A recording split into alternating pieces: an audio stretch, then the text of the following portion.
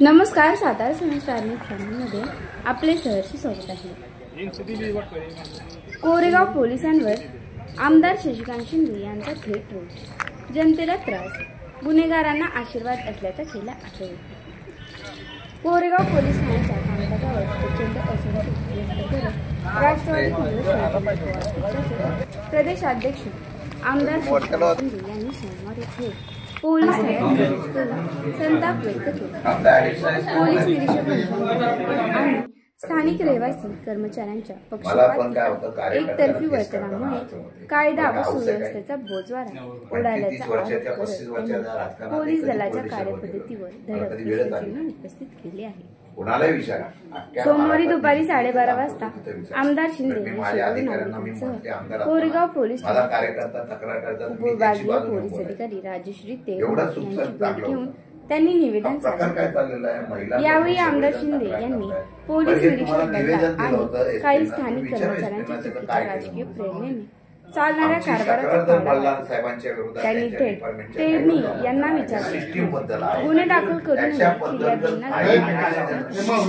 समाजकारण करणाऱ्यांवर खोटे गुन्हे दाखल केले जात आहेत। या संतप्त चर्चेदरम्यान विभागीय अधिकारी यांनी पोलीस अधीक्षक दोषी यांच्याशी आमदार शिंदे यांचे दूरध्वनीद्वारे संभाषण घडवून आणले। शिंदे यांनी इशारा दिला की कोरेगाव पोलीस ठाण्याचा कारभार 2 दिवसात निरीक्षक बल्ला आणि अवैध तर 6 तारखेला आम्ही पोलिसांच्या दारात ठिय्या आंदोलन त्याचे पडसाद राज्यात उमटतील।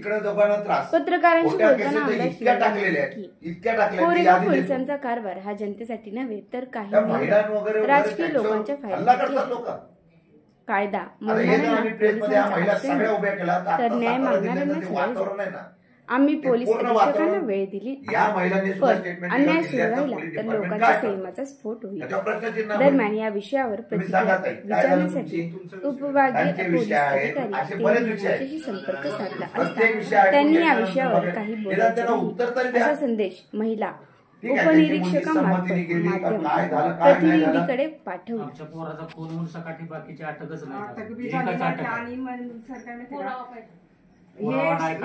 साहेब आम्हाला सारखे पुरावा मागतो, आम्ही कुठनं देतो? आमचा मुलगा गेला, आम्हाला पुरावा मागायचा।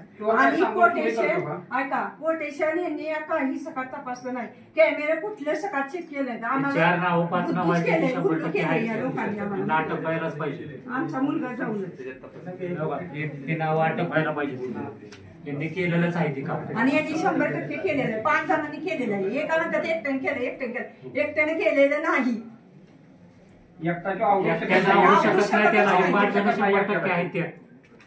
आणि आमचं पहिल्यापासून ही निवेदन पहिल्यापासून आम्ही पण सांगत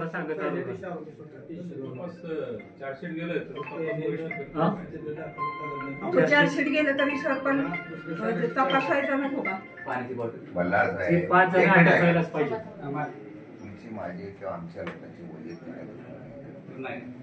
302 मधला मर्डर मधला माणूस, बरोबर आहे?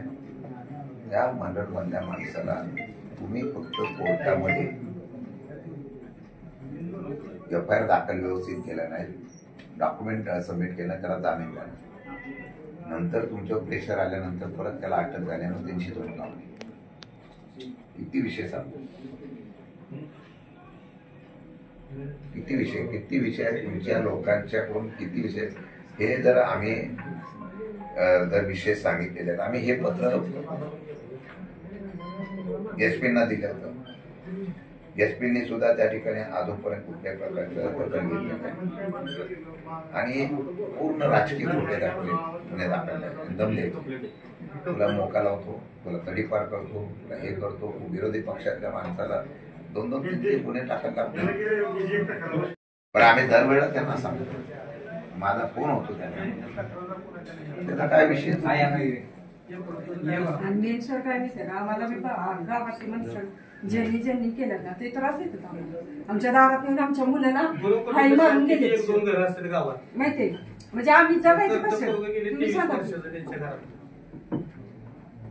आमचाच मुलगा जाऊन आम्हाला जर त्रास देत असतो ना, हे लई चुकीचं आहे माहितीये। आम्ही एक तर गरीब आहे. त्या आरोपी म्हणतात आम्ही सगळी सेटलमेंट केली. किती काळा तुम्ही कोणाला घेऊन जा 5 जण आहेत. यांना अटकच करणं म्हणजे ती चौकशीच बी नाही. तुमचं काही झालं असेल, दुसरं कोणाला सांगा. तुम्ही मागवा, या पुढे. नाही मागं मागायचं.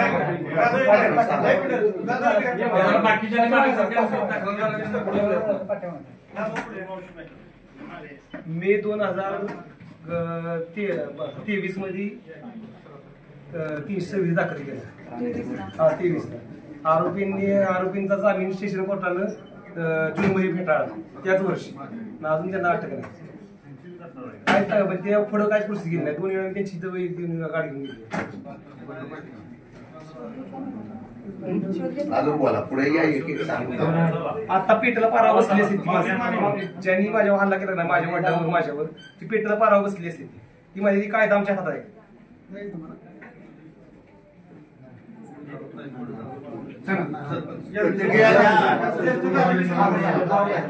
तुमची प्रतिक्रिया ती आहे लोकांच्या काहीतरी लोकांना त्यांना बोलून घ्या, सांगून द्या. आमच्या मुला 5-6 जणांनी मारले लोखंडाच्या बाहेर. खेळचा विषय 9-2 काय म्हणते.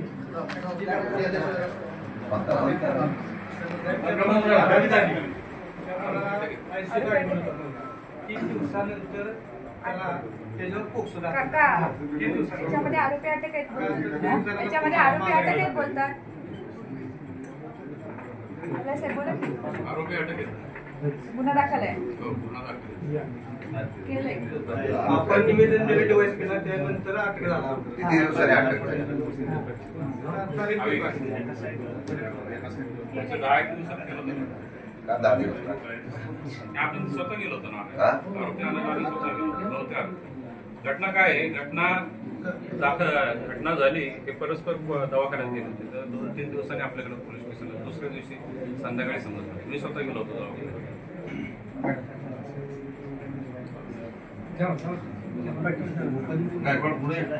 काय करायचं सांगा. करू आपण इथून पुढे. एसपी ना लावा फोन करून. नाही मी एसपीशी मला उत्तर पाहिजे. एसपी नाही उत्तर दिलं तर मी इथे बसून जातो. समोरच्या लोकांचा ऐकून आमच्या लोक बोगस केसेस टाकतात, जबरदस्ती टाकतात. आणि एवढं कमी पडतंय. किती आवेदन मी पुराव्यासकट दिले. मला कोणाच्या विरोधात जायचं नाही. इतके आवेदन धंदे चालू आहे, असेच चालू आहे. त्या कोरेगावच्या लोकांच्या महिलांच्या माझ्याकडे फोन आले, तक्रारी आले. एखादा कोणतरी आत्महत्या करेल, एखादा कोणतरी काय करेल ना, त्यावेळेला सगळं डिपार्टमेंट आल्यावर परत डिपार्टमेंट दाखवलं. एसपीना विचारा काय करायचं. नाही बोलले मला काय हरकत नाही, आम्ही पुढची लगेच स्टेप घेऊ. आता त्याच्या वरती झालंय. बल्लाळ साहेब, मी तुम्हाला 10 वेळा सांगितलं की तुम्ही इम्पार्शिबल काम करा. 10 वेळा मी तुम्हाला 10 वेळा सांगितलं. तुम्ही माझ्याशी गोड बोलता, परत जे करायचं ते तुम्ही करता, हे माझा स्पष्ट आरोप आहे.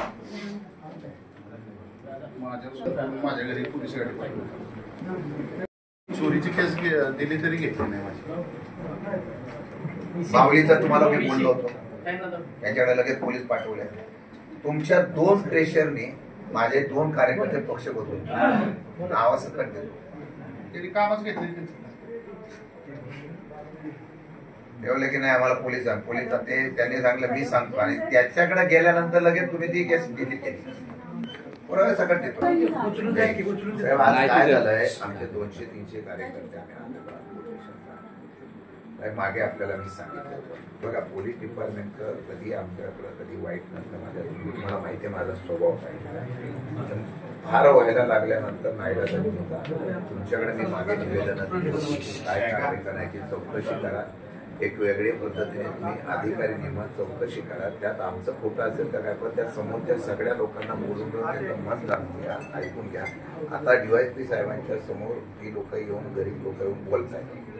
माझं म्हणणं साहेब, न्याय मिळत असेल. आता मी जेव्हा सुद्धा तुम्हाला सांगलं, तुम्ही बोला की माझ्याकडे तर चौकशी करायला होतं, त्याचा चौकशी अहवाल अजून आला नाही. त्यानंतर माझं जाऊन द्या, मी तर तुम्हाला परवानगीच मानणार आहे. माझ्याकडे आता फोन आला तर मला मारायची परवानगी द्या. आता दुसरा जो विषय आहे, इकडे आता जी लोकांवर ज्या पद्धतीने अन्याय होतो, तुमच्याकडे यादी सकट केली होती, त्याची चौकशी झाली नाही. रोज सर ऐका ना, मी परत निवेदन दिलेलं आहे. 12-15 लोक जे आहेत त्यांच्या अर्ज दिलेले आहेत. कशा प्रकारचा अन्याय आमच्यावर झालेला आहे, होऊन झालेल्या. माझं म्हणणं आहे त्यासाठी अधिकारी नेमा.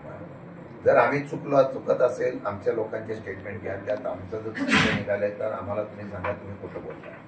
आणि जर तिथं तशा पद्धतीने साहेब आमचे लोक किती खोटे आहेत. माझे 2-3 मी मगाशी सांगितलं 2-3 कार्यकर्ते मला सोडून गेले, बोलले नाही आम्हाला नाहीला तुम्ही पेशंट पाहा आणि पोलिसांनी कारवाई करावी ती एक तर एवढीच आमची इच्छा आहे.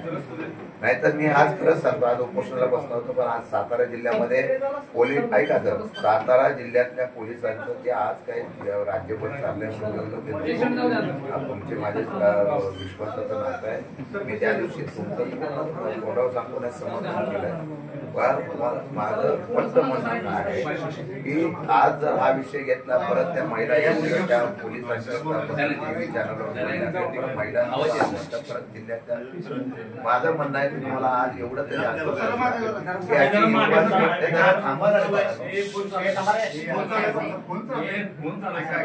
मला 10 दिवसामध्ये आपण या, नाही तर मग मी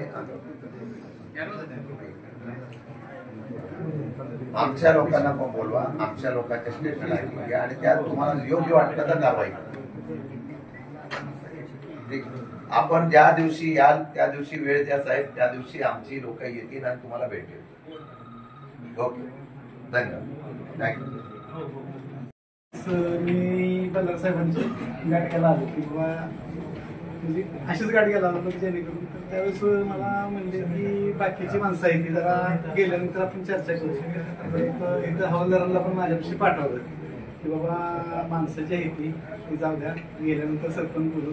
मी परत संध्याकाळी 25 तारखेला एक पत्र दिलं, वरती पोलीस स्टेशनला दिलं. इथं आलो तर तिथं जे तुमचे हवालदार असतात त्यांचे म्हणणं असं आहे की जेणेकरून साहेबांना विचारण्याशिवाय तक्रारच घ्यायची नाही, म्हणजे अर्जही कुठला घ्यायचा नाही. साहेबांना साहेबांना विचारल्याशिवाय इथं घ्यायचंच नाही, अर्ज कुठलाही घ्यायचा नाही. मग अर्ज घ्यायचा नाही, मग इथं पोलीस स्टेशन काढण्यासाठी पहिला माझा मुद्दा हे वाचणार की जेणेकरून जर पोलीस स्टेशन इथं आहे, सामान्य जनतेच्या रक्षणासाठी जर पोलीस स्टेशन आहे, तर मग इथं बल्लार साहेब काय नुसतं कुणाची हजामते करतात का, हे मी स्पष्ट मी बोलतोय की त्यांचं चाट्या रोट्या करत असलं तर तसं सांगावं त्यांनी. एवढंच फक्त आता एक काय ऐका, SP साहेबांची चर्चा झाली. साहेब म्हणाले मी स्वतः इथे 2 दिवस अगोदर ते कल्पना देतील. ज्यावेळेला आपल्याला कल्पना देतील त्यावेळेला येऊन साहेबांच्या समोर हिअरिंग होतं. त्यांनी सांगितलं की त्वरित संस्थेच्या येत्या पात्र आम्ही चौकशी पण करायला बाधी करायच्या नात्यामध्ये सगळ्या तुमच्या लेखी स्वरूपात आहे त्याच्या चौकशी करा, आम्हाला हिअरिंगला बोलवा. आणि त्यामध्ये आमचे 2 म्हणणे आहेत. आता 2 विषय आहेत. एक तर बल्लार साहेबांची माझी दुश्मनी नाही, आमची कोणाची नाही, आमचे संपादन वैरत्व होऊ नये अशी माझी इच्छा आहे. ती फार पत्ते पाळतो. मला राजकीय इश्यू करायचा असता तर मी लगेच प्रेस घेतली असते आणि लगेच या महिला उभं करून सातारा जिल्ह्यामध्ये पोलिसांचे असलेले सगळे आता स्वतः सातारा जिल्हा सेन्सिटिव्ह आहे, लगेच तो विषय घेतला असता. मला काय त्याचा राजकीय इश्यू करायचा दुसऱ्या दिवशी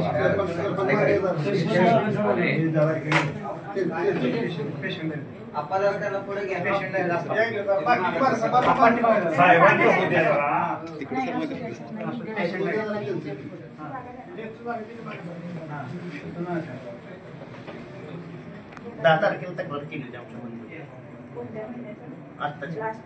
आत्ताच्या केली ऑक्टोबरला रात्री मला मारलं, त्याच्यानंतर दवाखान्यात नेलं आमच्या.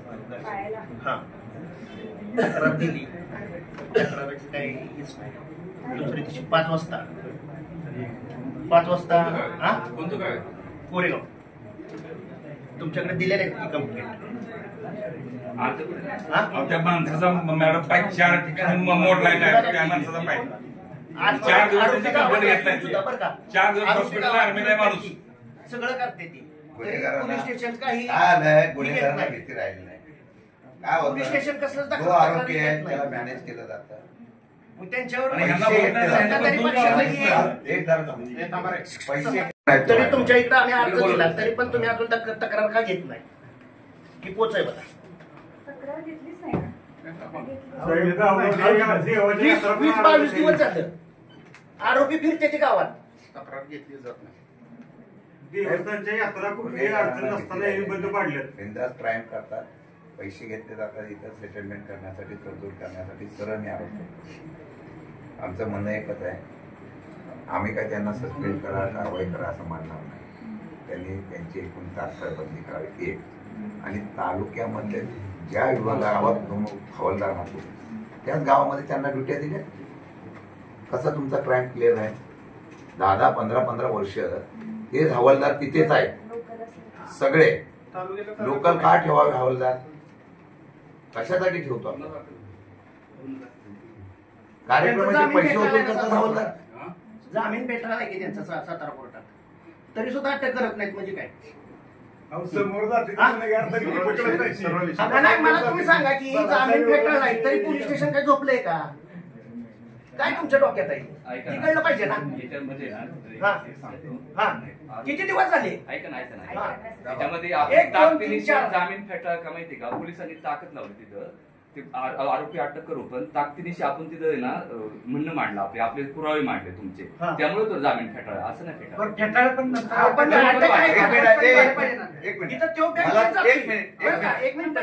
मला तुम्ही सांगा, तो जी जामीन आरोपी आहे ना तो बँकेत जातोय. तो अटकपूर्व जामीन कसा मंजूर झाला त्याचा? पुरावे दिले त्याला.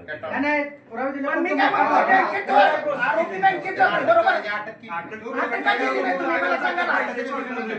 बँकेत जातोय ना तो रोज. मी काय म्हणतोय, तो बँकेत जातोय ना. एक त्याला जामीन फेटाळल्यानंतर अटक का नाही केली?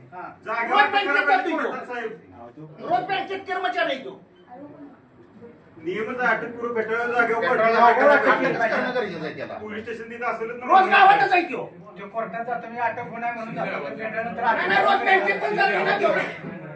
तुमचं काम आहे ना, ते कुठल्या बँकेत आहे काय तिथं जायचं बघायचं. तुम्ही लेटर दिलं पाहिजे त्यांना. त्यांच्या गुन्हा दाखल आहे तर एखादा आरोपी कुठून शोधून तुम्ही काढता, तुम्ही लेटर दिलं पाहिजे की नाही? तुम्ही बँकेला द्या. मी काय म्हणतोय, तुम्ही बँकेला लेटर दिलं पाहिजे. मला आपलं म्हणणं आहे, आम्ही एक मिनिट ऐका,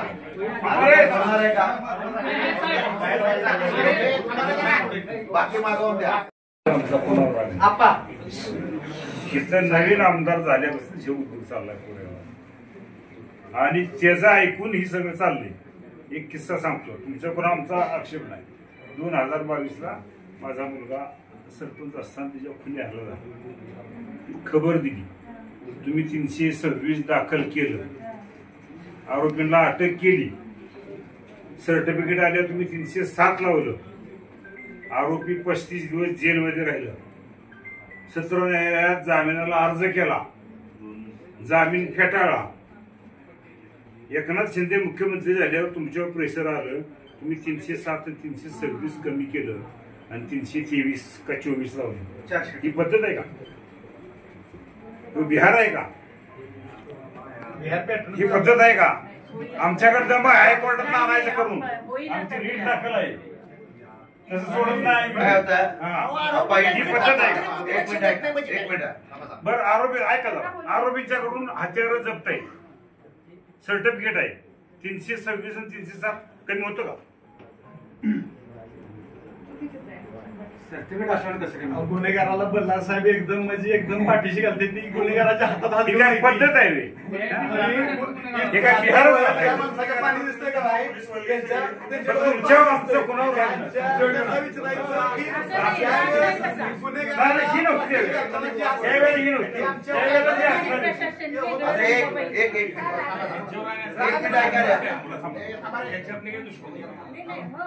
ऐका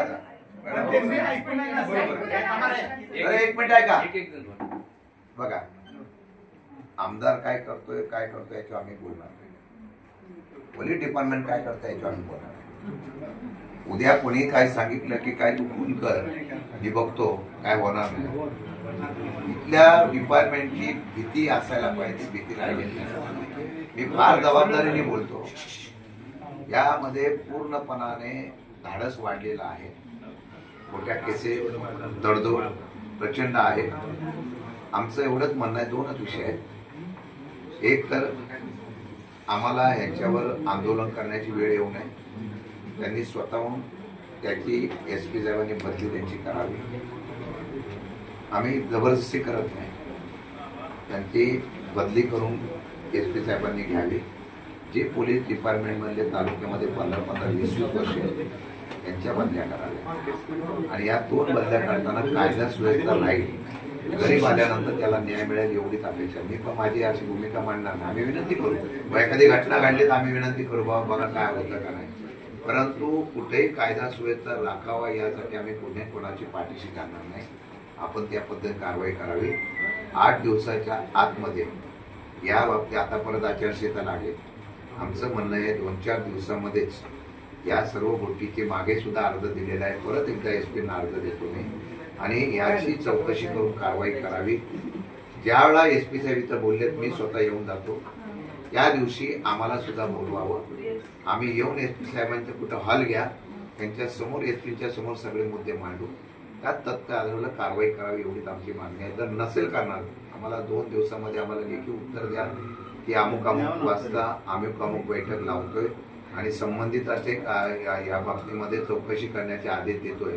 हे पत्र आम्हाला 2 दिवसात आलं नाही तर या असलेल्या पोलीस स्टेशनच्या बाहेर माझ्या सकट सगळेजण आंदोलन उपोषणाला बसले.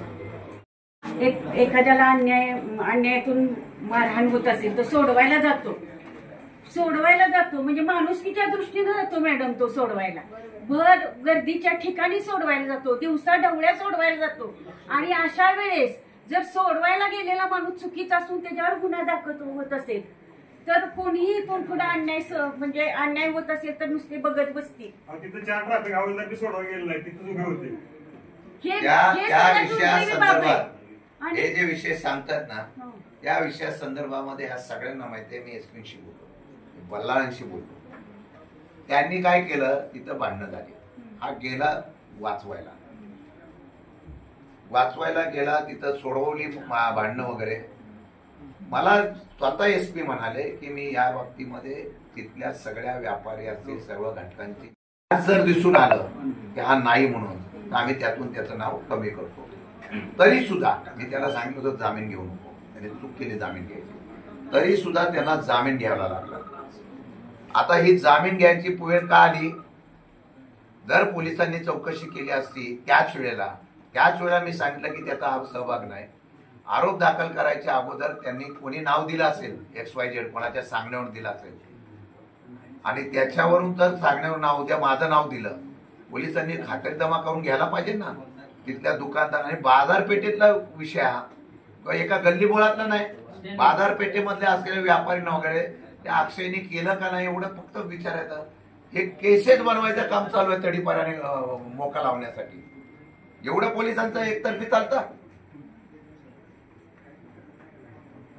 आत्ता सुद्धा तुम्ही इथून उठायचं आणि त्या व्यापाऱ्यांना तिथलं विचारायचं की हा माणूस इथं होता, त्यांनी केस सोडवली का नाही सोडवली. अजूनही त्याची चौकशी केली नाही. त्याचं नाव कमी करा म्हणून सांगितलं होतं, त्याला जामीन घ्यावा लागला बाहेरून. हा कुठला प्रकार आहे? म्हणजे मी माणुसकीने सोडायला गेलो आणि त्याच्यावर परत गुन्हा दाखल करायला लागतो. सांगितलं होतं का नाही बल्लाळे साहेब तुम्हाला मी? का चौकशी केली नाही तुम्ही त्या व्यापाऱ्यांना अजूनपर्यंत की हा माणूस तिथं होता का नव्हता? तुम्हाला अधिकार आहे का नाही नाव कमी करण्याचा? FIR मध्ये नाव आलं, तुम्ही घेतला. तुम्ही FIR मध्ये नाव आलं, त्या तिथल्या कोणत्या अधिकाऱ्याने तुमच्या जाऊन तिथं चौकशी केली की अमुक आरोपीने ही नावं दिले? दुसरे एक आहे, खोटी केस जर केली आणि नावं दिली तर तो फिर्यादी असतो त्याच्यावर तुम्हाला गुन्हा दाखल करावा लागतो. तुम्ही तिथल्या अधिकाऱ्याकडून मी स्वतः बोललो होतो, गेला तुम्ही चौकशीला तिथल्या व्यापार पेठेमध्ये बाजारपेठेमध्ये विचारलं त्या व्यापाऱ्यांना हा माणूस होता का नव्हता? का केलं नाही? उलट त्याला जामीन घ्यावा लागला. आमचं तर म्हणणं आहे त्याचं नाव त्याच्यातून रद्द झालं पाहिजे आणि तो असेल तर त्याला तुम्ही अटक करा. सगळं एकतर्फी चाललंय पोलिसांचं. नाही तर आम्हाला परवानगी द्या, मग आम्ही मारून येतो. त्याच्यावर केस झाली, ठीक आहे. त्या केसमध्ये व्हेरीफाय करायला पाहिजे, ते करायला केली असेल पाहिजे. आपण महिलांच्या बद्दल आदर ठेवतो, आपण असं म्हणणार खरं होत. परंतु ती केस तयार केली गेली. आणि ती केस तारीख 173 खाली पहिल्या दिवशी गेल्यानंतर व्हेरीफाय करावं लागतं एक साक्षीदार की घटना घडलेली खरी आहे का, ती घटना घडली खरी आहे का ती विचारायला पाहिजे. केस टाकलं का तो शशिकांत शिंदेचा कार्यक्रम अशाने माणसं संपणार नाही, अशाने उदरी होईल. आम्हाला काय, आम्हाला राजकीय भांडवल करायचं, मी उद्या भांडवल करेन, आमच्या रक्तात नाही ते. आम्ही सुसंस्कृत राजकारणी आहोत, आम्हाला राजकारण कसं करायचं कळतं. आणि कोणाचा तरी खांदे बंधू ठेवून मी राजकारण करणारा माणूस नाही. मला हा विषय करायचा होता तर मी परवाच्या दिवशी त्या साताराच्या घटना घडल्या तर लगेच प्रेस घेतला आणि त्याचा इश्यू केला असता.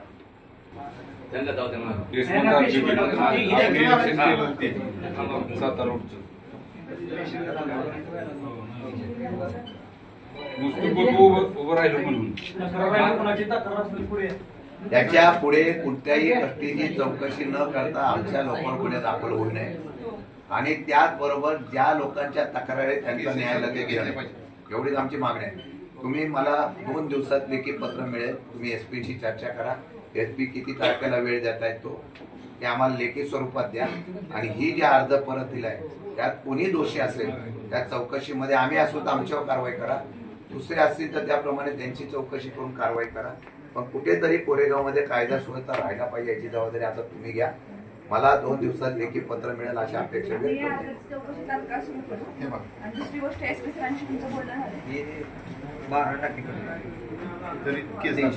केला. शिवाय ह्याच्यावर छेडछाडीची केस केली उलटी टाकली आणि मंदिरात सीसीटीव्ही टोटल सीसीटीव्ही 4 महिने आणि ह्याच की हे पोलीस स्टेशन तक्रार केली तहसीलदार कशी गेल्यानंतर ती करा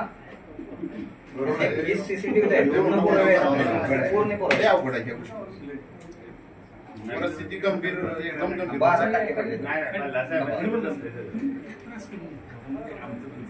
कार्यकर्ते घाबरले म्हणजे अशा गोष्टी आता आपण काय झालं आम्ही आता असं करतो, आता किती वेळ लागला तरी आपण एक काम करू. 2 मुद्दे आहेत, मॅडम एसपी साहेबांची बोलतील, 2 दिवसांमध्ये आपल्याला लेखी पत्र देतील. आमची मागणी आहे एसपी साहेबांनी स्वतः इथे यावं आणि कुठेही आम्हाला एका हॉलमध्ये बोलवावं. आम्ही सगळे मुद्दे मांडतो. तत्पूर्वी ही दिलेल्या अर्जाची चौकशी करावी आणि त्या ठिकाणी दोषी असेल त्याच्यावर कारवाई करावी एवढीच मागणी आहे. आणि डिपार्टमेंटली बदल्या ज्या आहेत त्या आम्हाला न्याय मिळून द्यावा. 15-15 वर्षे इथं सगळी लोक राहिलेली आहेत. पूर्णपणाने लोकांना दम द्यायचं फक्त काम चालू आहे, बाकी काय नाही.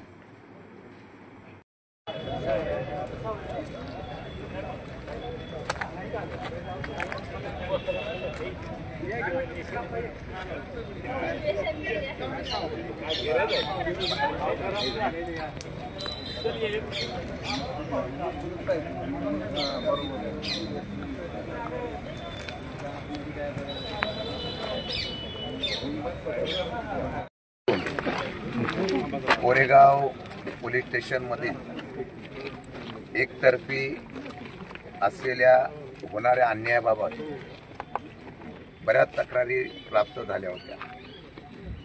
मध्यंतरी या तक्रारीच्या संदर्भामध्ये आपण काही प्रमुखांनी सातत्याने पोलिसांच्या या असल्या वागणुकीचा निषेध नोंदवत आपण या जिल्ह्याचे पोलीस प्रमुख यांना निवेदन दिलं होतं. मागे DYSPंना आपण त्या ठिकाणी भेट दिली होती. अनेक विषयावर चर्चेमध्ये करून सुद्धा हा न्याय मिळत नाही अशा प्रकारची भूमिका आपण या ठिकाणी सामान्य जनतेच्या मनामध्ये होती. आज तर काही तक्रारदार स्वतः इथं आलेले आहे. हा काय राजकीय विषय नाही, परंतु कायदा सुव्यवस्था हा लोकप्रतिनिधीला सुद्धा राखायचा असतो. परंतु एखाद्याच्या दबावाखाली कशा पद्धतीने राज्यामध्ये पोलीस यंत्रणेला काम करावं लागतं हे सध्या आपण महाराष्ट्रामध्ये बघतोय आणि त्याचा प्रत्यंतर कोरेगावमध्ये फार मोठ्या प्रमाणात वाढलेला आहे. आणि त्याचा निषेध करण्यासाठी आपण एक ठिय्या आंदोलन करण्याची भूमिका दिली होती. काल माझी आज उपमुख्यमंत्र्यांच्या बरोबर विधानसभे भवनामध्ये एक बैठक होती, ती रद्द झाल्यामुळे अचानक काल आपण सगळ्यांना निरोप देऊन आपण नवीन DYSP आलेले आहेत त्यांच्याकडे जाऊन या बाबतीमध्ये आपलं म्हणणं मांडावं म्हणून आपण आज आलेलो आहोत. मी त्यांना एसपीशी पण बोललेलो आहे, मागे सुद्धा त्यांना निवेदन दिलं आहे. त्या निवेदनाच्या अर्जावर एसपीने चौकशी स्वतंत्रपणाने करावी आणि ज्या लोकांवर आमचा अन्याय झालेला आहे त्यांना न्याय मिळवून द्यावा. जे दोषी असतील त्यांच्यावर कारवाई करावी आणि जर भविष्य काळामध्ये अशा प्रकारचा एकतर्फी निर्णय होणार नाही याची दखल घ्यावी.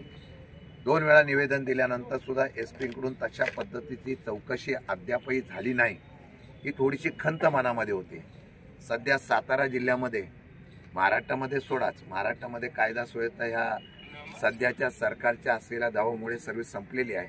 पण सातारा जिल्ह्यामध्ये सुद्धा ज्या घटना घडत आहेत त्या घटनेचा हा संदर्भ घेता मला एक चांगली गोष्ट आहे की एसपी नवीन आलेले आहे.